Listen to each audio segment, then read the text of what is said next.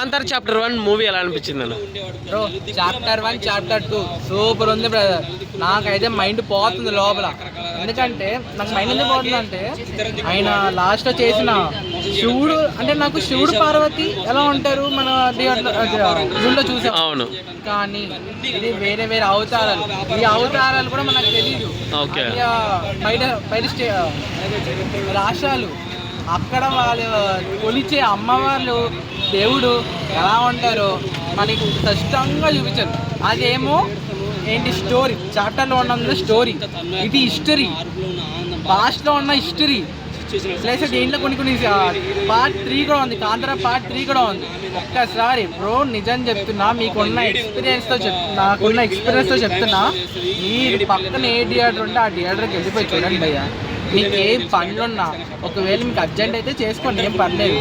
కానీ ఈ మూవీ కానీ మీరు మిస్ అవుతే బ్రదర్ నిజం చెప్తున్నా, మీరు మిస్ అవుతే ఓటీటీలో చూడొచ్చు అనుకుంటారు నేను చెప్తున్నా. కానీ ఒక్కసారి మీరు థియేటర్కి వచ్చిన తర్వాత సీక్వెల్ 1 కన్నా సీక్వెల్ 2 ఇంకా బాగుంది కదరా అని అంటారు.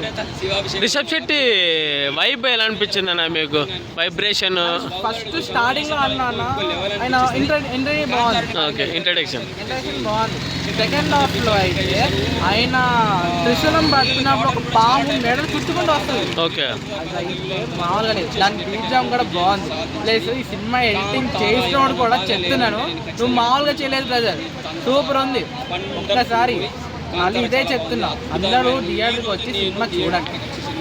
కాంతార్లో లాస్ట్లో వా అంటారు, దీంట్లో ఆ వైపులే ఉందా? ఉంది. ప్రతి సీన్స్కి ఉంటుందా? ప్రతి సీన్కి ఉంటుంది. మన కాంతార 1లో కొన్ని సీన్లు అవును, కానీ హిస్టరీ కాబట్టి అన్ని ప్రతి దాంట్లో ఉంటుంది. అండ్ కొన్ని భయపడే సీన్లు కూడా ఉంటాయి. మరి అంత భయమే ఉండదు, గృహాల నుంచి సౌండ్ కానీ ఇలాగ బయటకు రావడం కానీ అంతే. కానీ సీరియస్గా చెప్తున్నా, మీ ఫ్రెండ్స్ ఫ్యామిలీ ఎవరుంటే అది మీ వాళ్ళైతేనే తీసుకెళ్ళాలి సినిమా చూడండి. Thank you. Please watch to thank you.